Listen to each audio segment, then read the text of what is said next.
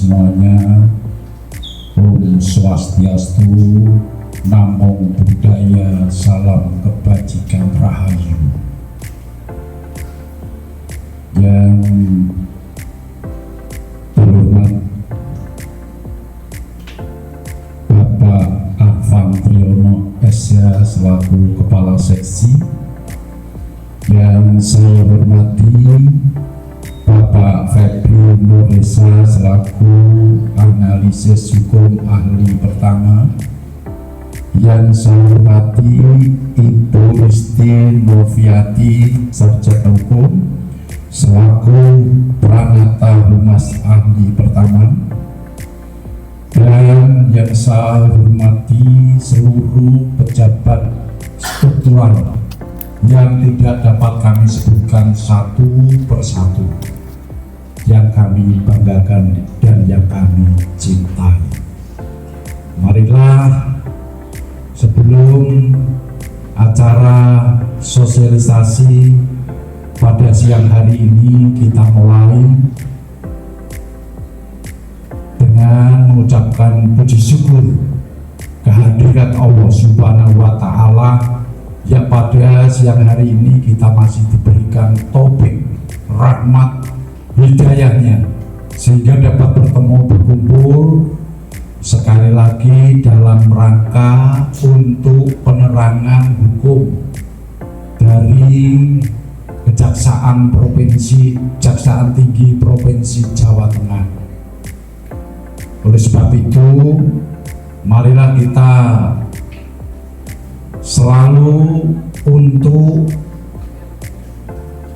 kita ikuti dengan seksama awal sampai akhir nanti. Kabupaten Pati, semangat terus, semangat terus, semangat terus. Tirta Bening Kabupaten Pati, yes, yes, yes.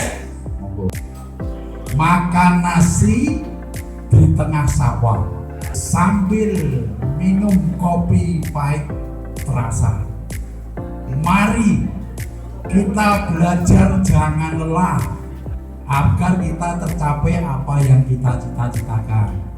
Dengan mengucapkan Bismillahirrahmanirrahim, sosialisasi penyuluhan atau penerangan hukum dari Kejaksaan Tinggi Provinsi Jawa Tengah kami nyatakan dibuka.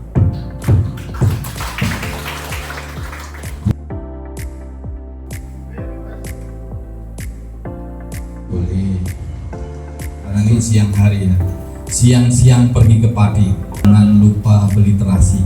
Teman-teman Perumda Tirta Bening berintegritas tinggi, mudah-mudahan terjauh dari perbuatan korupsi. Assalamualaikum warahmatullahi wabarakatuh. Selamat siang Bapak Ibu sekalian, banyak bapak-bapaknya nih kayaknya. Salam sejahtera bagi kita semua. Om Swastiastu, Namo Buddhaya, salam kebajikan. Yang terhormat Bapak PRD Dirut Perumda Tirta Bening Pati, Bapak Setio Hadi, sarjana hukum. Yang saya hormati Bapak Ibu pejabat utama, pejabat struktural, seluruhnya jajaran di Perumda Tirta Bening Pati. Yang saya hormati Bapak dari pemerintah daerah Kabupaten Pati, kemudian Pak Dewan Pengawas alhamdulillah, syukurilah hari ini kita masih diberikan kesehatan dan kekuatan sehingga bisa bertemu. Mungkin untuk yang pertama kali, sepertinya sih saya baru pertama kesini, jadi mungkin ini pertama kali, nggak tahu pejabat yang terdahulu ya. Alhamdulillah bisa datang ke Perumda Tirta Bening, lihat kantornya luasnya memang lumayan. Bapak Ibu sekalian, izin sebelum memulai memberikan materi, sebenarnya belum memberikan, kita sharing pengalaman. Izinkan saya memperkenalkan diri. Nama saya Arfan Triyono. Saya lahir di Jakarta, besar di Jogja. Ya. Kalau tempat tugas sudah keliling Indonesia, termasuk saya CPNS PNS dulu di Rembang dekat sini. Kalau mencari solusi atau ingin second opinion, mungkin pendapat dari kami, boleh berkomunikasi melalui saya. Ketika menyangkut hal yang besar, bisa melalui saya, nanti akan saya teruskan ke pimpinan kami di Kejaksaan Tinggi Jawa Tengah. Karena memang saya sebagai kepanjangan tangan dari pimpinan di Kejaksaan Tinggi Jawa Tengah. Termasuk apabila ada kendala dengan teman-teman di Kejaksaan Negeri Pati, monggo bisa berkomunikasi dengan saya atau bisa melalui media sosial yang kami kelola, ya, kejati.jateng. Kalau jenengan pegang kata-kata arti kata dari bening itu panjangannya, otomatis semuanya bakal aman, bakal jujur, ya. Kadang nilai soliditas bisa tergerus ketika keadaan menjadi sudah sulit. Solid sih, begitu sulit, aduh, lupa nih teman apa bukan ya, kan gitu. Hari ini kita bicara masalah korupsi dan fraud, ya. Lagi-lagi korupsi kok sering banget, memang harus sering diingetin aja, kadang masih lupa atau pura-pura lupa. Masalah korupsi, Pak Jaksa Agung mengatakan begitu pentingnya karena menyentuh berbagai sendi aspek kehidupan kita secara langsung maupun tidak langsung. Sampai dengan hari ini di Indonesia tidak ada satu daerah pun yang sudah terbebas dari korupsi, termasuk Pati, betul? Memang semua ada, dan beberapa anggota masyarakat Pati juga ada yang sudah membuat laporan ke kami, tentunya melalui saya. Jadi kami tahu betul ada permasalahan apa di Pati, ya. Tetapi sebagian permasalahan itu penyelesaiannya kita limpahkan ke Kejaksaan Negeri karena tidak mungkin semua kita handle. Sebagian kita limpahkan ke Kejaksaan Negeri karena keterbatasan tenaga dan waktu juga. Karena kalau Jawa Tengah kan cukup besar, ya. Hampir semua kabupaten kota ada yang melaporkan ke kami. Jadi untuk menyelesaikan satu permasalahan saja tidak bisa secara cepat, jadi butuh waktu dan tenaga. Makanya kadang beberapa permasalahan kita limpahkan ke Jari atau bekerjasama dengan inspektorat, ya, atau kami selesaikan sendiri. Bapak Ibu sekalian, saya datang ke sini hanya ingin mengingatkan, kami datang ke sini sebagai salah satu upaya preventif, pencegahan. Makanya kami ke sini tidak ada rencana untuk melakukan penggeledahan, enggak. Saya nggak geledah, saya langsung ke sini kan. Nggak ada rencana melakukan penangkapan maupun penahanan, meskipun saya punya kewenangan untuk itu.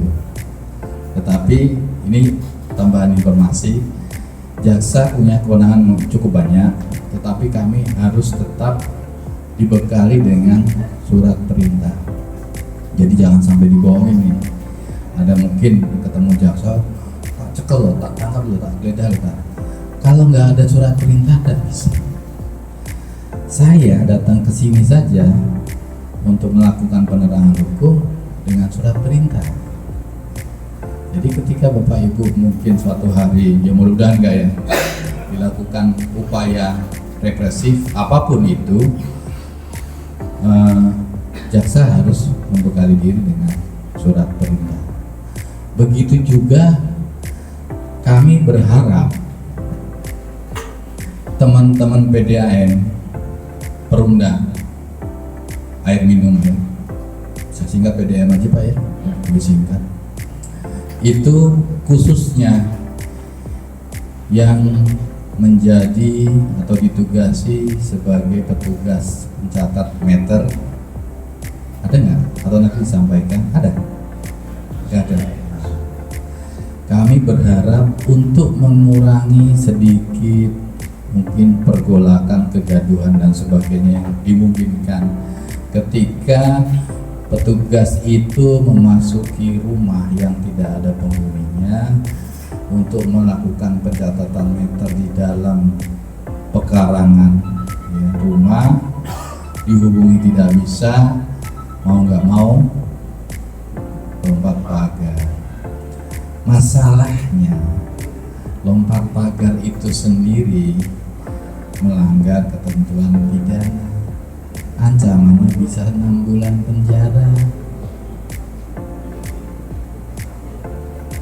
Antisipasinya apa? Nah ini antisipasinya, kalau memang dihubungi tidak bisa, kemudian datanglah sebagai petugas PDAM yang tertib dengan seragam, mungkin PDAM, ID card, kantongi atau bekali diri dengan surat tugas atau surat perintah. Jadi tidak hanya ID card ya. Adalah kalau ketika ada yang komplain ya, kalau nggak komplain sih nggak apa.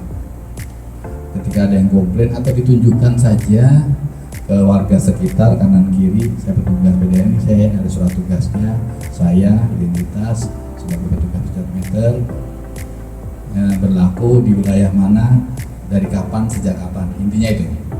Formatnya monggo, kalau memang belum pernah dibuat satu lembar saja, dan itu bisa diberlakukan untuk monggo bisa 6 bulan kah, ya 1 tahun kah, 1 lembar saja. Jadi ketika ada masalah, kita mengantongi itu, meskipun lompat pagar, kita hanya menjalankan tugas. Ditambah kanan kiri kan biasanya ada tetangga ya, minta tolong ditemenin, ikut menyaksikan. Kalau kita tuh nggak ngapa-ngapain, cuma melaksanakan tugas, mencatat aman. Itu meminimalisir kegaduhan yang mungkin nanti terjadi. Posisi Bapak Ibu juga aman secara hukum. Ya, ini mungkin masukan karena saya di beberapa PDAM ada yang sudah bikin, ada yang belum. Ya, saya harap yang belum nggak susah kok, 1 lembar saja. Ya, ya. Lanjut Mas.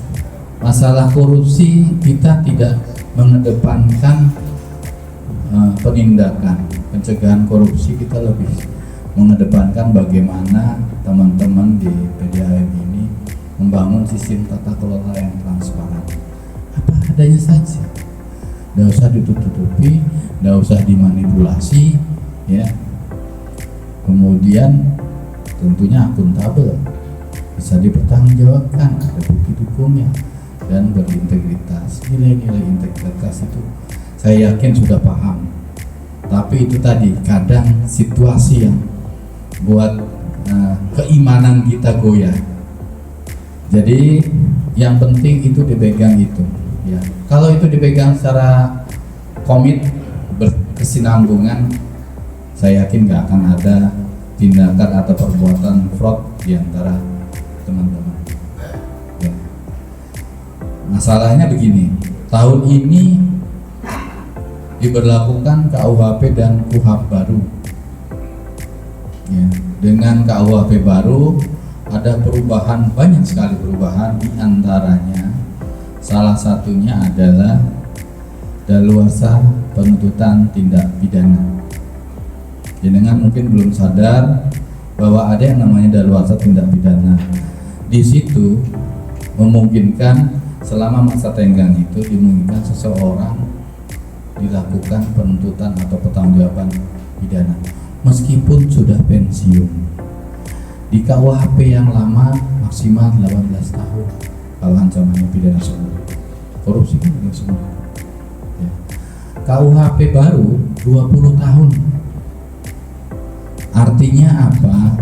Mungkin perbuatan Bapak Ibu sekalian tahun ini nggak ketahuan, tahun depan nggak ketahuan, 5 tahun nggak ketahuan, 10 tahun udah pensiun, 15 tahun baru terbuka ya. Jadi itu sangat dimungkinkan. Tersangka mantan karyawan Perumda Tirta karena sudah pensiun atau sudah mutasi, masih dimungkinkan. Saya tidak ingin menakut-nakuti, hanya ingin menginformasikan.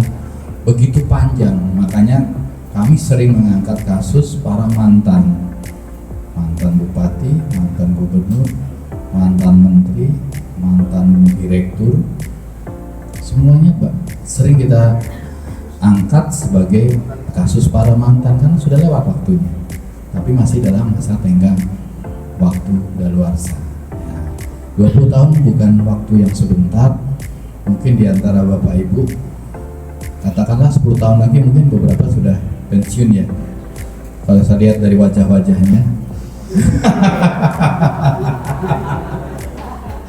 Tapi beberapa juga masih muda-muda ya, ya masih lama, masih panjang ya. Jadi saran saya, nah ini saran saya, untuk mengantisipasi itu bagaimana? Coba ketika, ini penting, Bapak Ibu sedang mengerjakan satu kegiatan. Ini biasanya kegiatan yang memiliki tingkat risiko tinggi, biasanya ini berkaitan dengan pengelolaan keuangan ataupun pengadaan barang jasa. Bapak Ibu punya backup datanya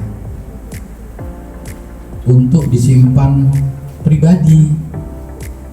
Jadi ketika pensiun, simpan saja soft filenya ataupun catatan, monggo bentuknya.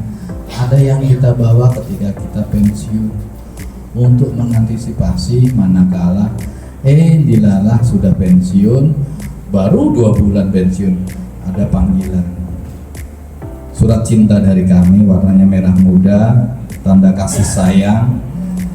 Sebenarnya kasih sayang bukan kepada Bapak Ibu tapi kepada negara, ya kan?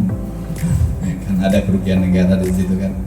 Jadi surat itu mewajibkan Bapak Ibu datang bertemu dengan kami jaksa penyidik untuk menjawab beberapa pertanyaan. Masalahnya, kalau Bapak Ibu tidak punya data, ingatan sudah lemah, kira-kira bisa jawab tidak terhadap kegiatan 10 tahun lalu katakanlah, atau 5 tahun lalu. Paling banyaknya lupa, tidak tahu, lupa, tidak tahu. Betul? Jawaban itu sering kita terima dan kami tidak menyalahkan atas jawaban itu, tapi jawaban itu sangat tidak menguntungkan buat Bapak Ibu sekalian. Loh, kok bisa Pak? Bisa, karena setiap orang yang kita tersangkakan pasti membela diri dong, mencari kambing hitam ya. Kemudian mencari teman. Ini saya repotin ya, mencari teman yang repotin. Tadinya nggak tahu apa-apa karena nggak punya data, ingatan lemah, nggak bisa mengingkari, menjawab dengan data, akhirnya terikutkan. Jadi antisipasinya monggo. Yang penting-penting aja enggak semua. Kegiatan hari ini misalnya ngopi, ngerokok nggak usah dicatat. Ya. Disposisi surat nggak usah. Mungkin pengelolaan anggaran dari mana, saran berapa, untuk apa, didukungnya apa, adalah catatan. Pengadaan barang jasa, ini bagian PBJ siapa? Mas konten kreator. Nah, udah ada bekal ini. Dokumentasi alat bukti elektronik diakui di persidangan sebagai alat bukti yang sah. Jadi monggo, selain catatan bisa didukung dengan dokumentasi ya, baik itu tertulis ataupun audio visual. Jadi ketika melakukan itu adalah yang kita bawa, kita simpan. Kita tidak tahu hari apes kita kapan, betul? Ya, udahlah teman sebelah kita yang tiap hari teman bercanda, ngobrol bareng, makan bareng, nggak tidur bareng loh ya, gitu.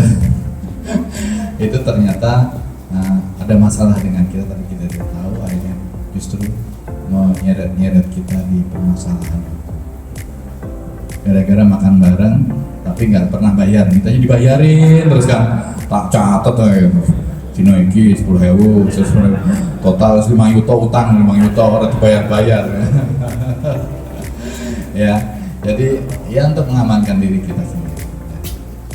Jadi pengadaan barang jasa juga kuasailah perpres yang berlaku, entah itu yang 16, entah itu yang terakhir tahun 46 tahun 2025, apalagi yang terakhir banyak sekali perubahan dan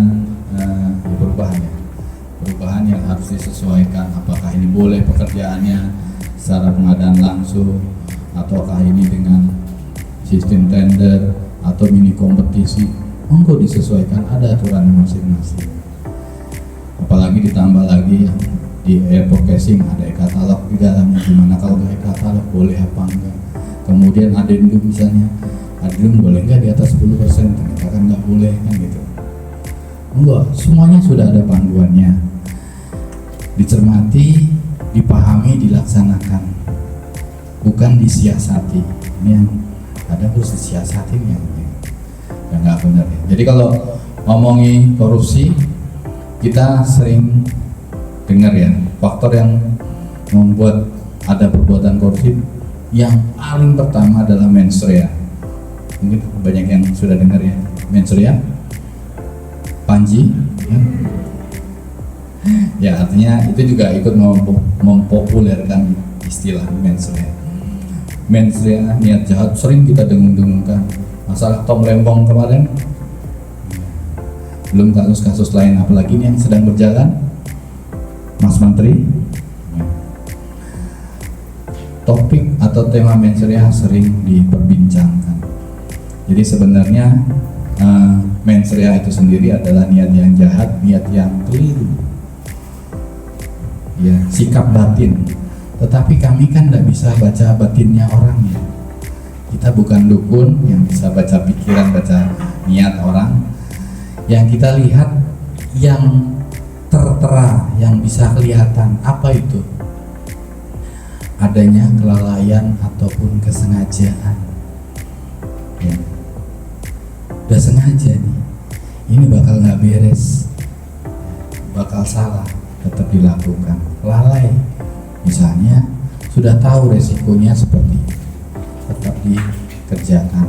Mungkin ilmunya kurang, juga bisa. Jadi ini mens rea diikuti dengan actus reus, perbuatan yang salah, perbuatan yang keliru.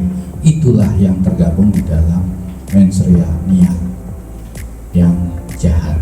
Kalau harafiahnya sebenarnya niat yang keliru. Itu yang pertama. Yang kedua adalah intervensi pimpinan, perintah pimpinan. Sering ya dengar ya, tersangka 1 dirut, 2 kabit, 3 staf misalnya. Pernahkah Bapak Ibu berpikir sebenarnya kabit ini hanya melaksanakan perintah dirut? Misalnya ya, bukan di sini ya. Misalnya itu. Atau staf ini hanya melaksanakan perintah kabit atau kasih atau atasan. Ini faktor yang kedua, perintah atasan ditolak susah misalnya. Tapi kalau Bapak Ibu kan sebenarnya nolak aja ya, nggak akan dipindahkan di tempat yang jauh gitu kan ya. Emang ada yang jauh Pak Ki ya? Jangan ngomongin jauh sama saya udah ke ujung-ujung Indonesia soalnya. Pati, Jawa Tengah, Jawa, belum apa-apanya. Saya lama di NTT, saya pernah di Sulawesi Utara, Kabupaten Kepulauan Talaut, yang mungkin nggak terbayangkan kayak apa kotanya. Iya, nggak masuk di peta pikiran. Jadi begitu terpencilnya, tapi Indonesia luas. Kami jaksa begitu merasakan betapa luasnya Indonesia sih. Saking luasnya, banyak daerah yang nggak keurus. Ini fakta loh. Kami merasakan sendiri hidup di daerah yang terluar, daerah-daerah terluar. Sangat terbatas sarana prasarana termasuk PDAM. Pertama kali dalam hidup saya, cerita sedikit ya, itu saya mandi air hujan di Talaut karena PDAM-nya mati. Karena ada hujan, untung ada hujan. Kalau nggak ada hujan, ya nggak mandi. Tayamu, betul. Mau apa lagi? Daerah terpencil kan. Nah, seperti itu kira-kira. Nah, itu faktor yang kedua, perintah pimpinan.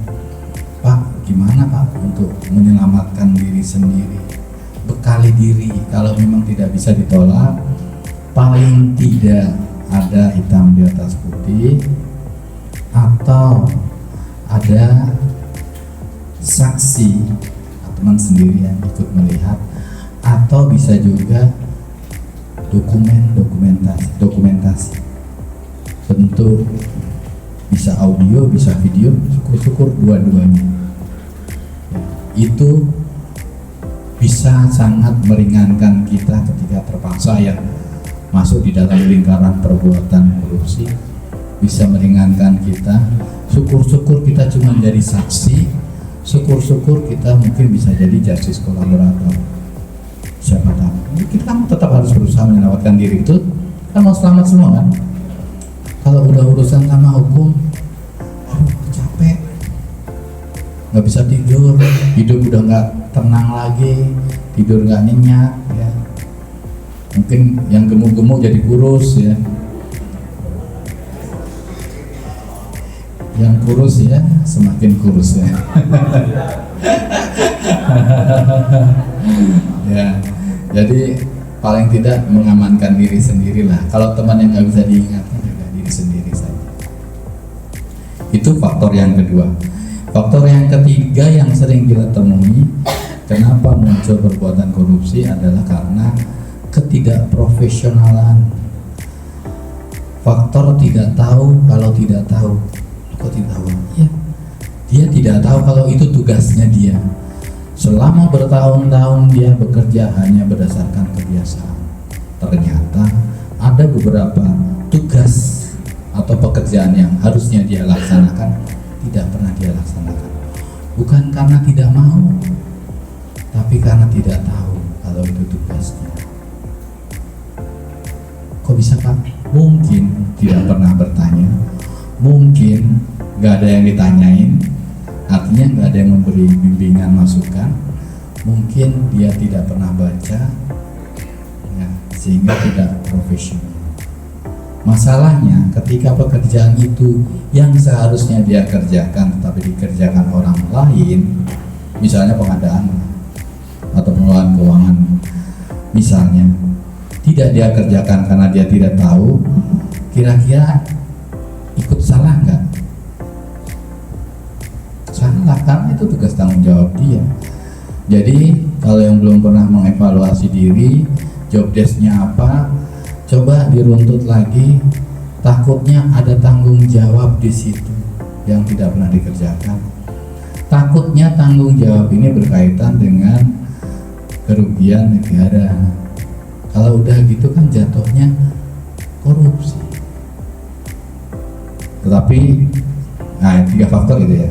Tetapi Bapak Ibu, Mas Mbak perlu ingat, kami juga dalam menentukan seseorang melakukan perbuatan korupsi itu harus ada 3 unsur di dalamnya. Ya, yang pertama melawan hukum, perbuatan itu melawan hukum atau menyalahgunakan kewenangan kalau punya kewenangan.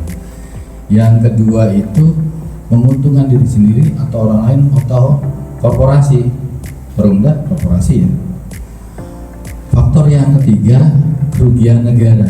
Tiga-tiganya harus ada.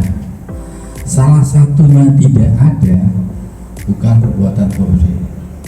Di luar gratifikasi ya, beda. Jadi harus ada tiga-tiganya.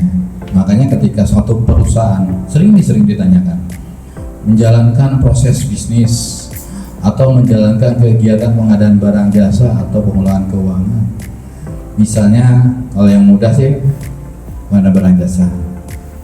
Kalau PDAM pipa mungkin, sambungan air. Ya. Misalnya sambungannya itu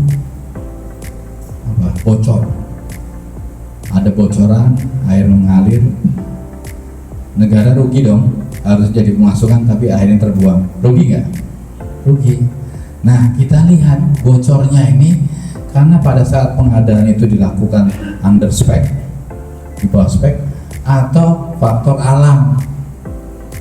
Kalau faktor alam berarti bukan perbuatan korupsi, meskipun negara rugi. Ya. Tapi kalau ternyata pada saat pelaksanaan pekerjaan dulu dilaksanakan itu tidak sesuai dengan spesifikasinya atau teknik pemasangan yang salah dan sebagainya, tentunya ini ada perbuatan melawan hukum yang merugikan negara. Ada nggak menguntungkan diri sendiri? Nah, dilihat lagi, oh ternyata ini ada indikasi kerjasama atau menguntungkan orang lain. Nah, ini menguntungkan orang lainnya misalnya banyak yang menadah memanfaatkan air yang bocor itu untuk kepentingan mereka. Hati-hati, sepertinya sepele bahwa negara bocor, tapi dilihat lagi speknya ini, bocor ini karena apa ya, jadi 3 unsur itu harus ada. Kira-kira gambarannya kalau di PDAM seperti itu.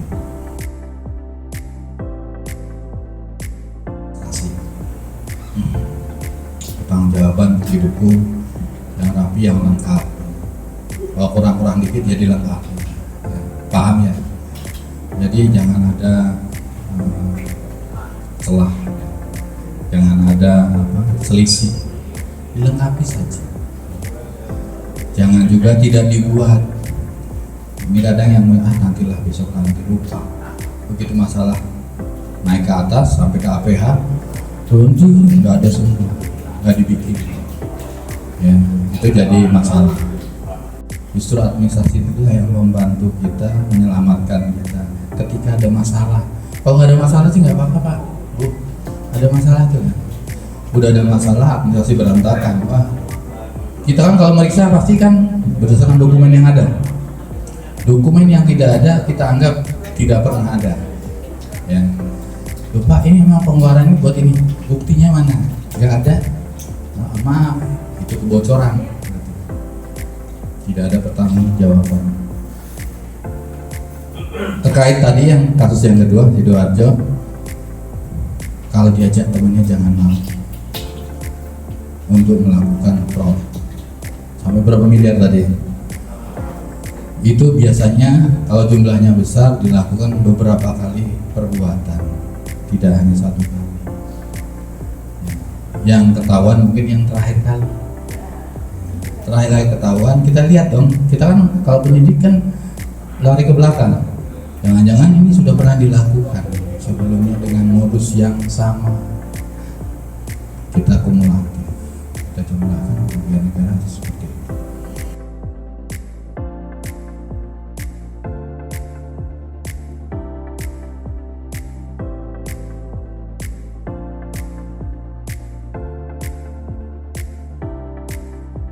Pertama, orang benar itu kalah dengan orang banyak. Itu yang pertama. Terus yang kedua, mengapa Pak rumor di masyarakat negara hukum kita itu kalau ke atas tumpul, tapi kalau ke bawah tajam. Yang benar jadi salah, yang salah jadi benar ya, Pak ya. Yang perlu dipahami terlebih dahulu konsep awal yang namanya ilmu hukum itu adalah seni berinterpretasi. Menurut saya salah, menurut Pak Uto belum tentu salah. Contoh mudah sejarah kita, Pangeran Diponegoro, mungkin ada yang tahu ya? Ada yang kenal? Ada saudaranya di sini? Gak ada? Gak tahu ya? Di mata kita bangsa Indonesia, beliaunya pahlawan, betul? Di mata Belanda, ekstremis, pemberontak. Itulah hukum yang berlaku. Ya. Tetapi kami juga pasti berusaha sekeras mungkin untuk mengeliminir rumor-rumor yang beredar. Dengan diberlakukannya KUHP dan KUHP yang baru membuka ruang begitu banyak, mengedepankan kami APH sisi kemanusiaan.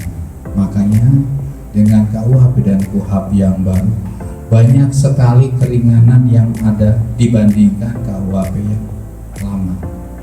Contoh, penjatuhan hukuman mati di KUHP, di KUHP yang baru diatur jika yang bersangkutan 10 tahun berturut-turut berkelakuan baik di dalam, pidana mati akan berubah menjadi pidana seumur hidup. Satu. Yang kedua, kami mengedepankan proses edukasi, kemudian juga menerima konsep restoratif justice. Hal yang kecil-kecil, perbuatan kecil, maling, mukul, semua yang remeh-temeh, tidak kita fokuskan ke pemidanaan, tapi ke restoratif justice. Ayo damai, situasi kondusif, selesai. Nggak perlu sampai sidang, tidak tajam lagi ke bawah, kan itu yang biasanya melakukan orang-orang di bawah, masyarakat bawah. Banyak sekali upaya-upaya kita selain restoratif justice, kita juga di dalam KUHP baru boleh kok orang ngaku salah bisa dikurangi. Sekarang banyak perubahan di KUHP yang baru. Boleh ngaku salah, boleh tadi itu yang restoratif justice, membayar kerugian, termasuk jadi sama-sama tidak tajam ke atas bawah, tidak tajam lagi kita ke atas, misalnya perbuatan korupsi. Fokus kita sekarang adalah penyelamatan keuangan negara. Itu fokus pertama, bukan memenjarakan orang yang korupsi. Ya, itu yang pertama. Tetapi tetap pasti ada penjatuhan pidana, tetapi tidak sekeras dulu. Yang utama pengembalian kerugian keuangan negara. Ya, itu. Kemudian kalau itu tingkat atas, tingkat bawah itu tadi. Sepanjang bisa dimaafkan, dinetralisir, dikembalikan seperti keadaan semula, tidak perlu lagi proses penuntutan di persidangan. LP penuh, Bapak Ibu. Serius, semua LP di Indonesia nggak ada yang overcrowded, semuanya over capacity. Tidak sehat. Orang yang di dalam dimasukkan ke dalam pun berdasarkan hasil penelitian keluar tidak menjadi orang yang lebih baik kok, malah sama Peter, misalnya maling kecil ayam naik pangkat. Ini banyak contohnya. Pengedar narkoba tadinya yang kecil-kecilan masuk sekolah keluar jadi bandar, kan itu. Banyak contohnya. Makanya konsep sekarang tidak lagi tajam kemana-mana. Ya. Jadi lebih mengedepankan kemanusiaan. Tapi tentu saja yang bertanggung jawab pidana ya tetap aja bertanggung jawab pidana. Tapi fokus utamanya tidak lagi seperti itu. Ya. Jadi pemidanaan adalah alternatif paling terakhir. Memang itu proses, proses dan perubahan mindset. Kami APH siap dengan KUHP dan KUHP baru. Tapi sepertinya masyarakat Indonesia sebagian belum siap. Contoh, mudah-mudahan apa yang bisa saya sampaikan hari ini bisa bermanfaat buat Bapak Ibu sekalian ke depan. Ingat 20 tahun waktu yang lama, tetap jaga profesionalitas, integritas, soliditas. Ya. Karena beberapa laporan justru yang detail itu laporan orang dalam. Nggak usah kasih tahu. Ya. Satu lagi tadi, tidak ada teman yang abadi, yang ada kepentingan abadi. Matur nuwun, wabillahi taufiq wal hidayah. Wassalamualaikum warahmatullahi wabarakatuh.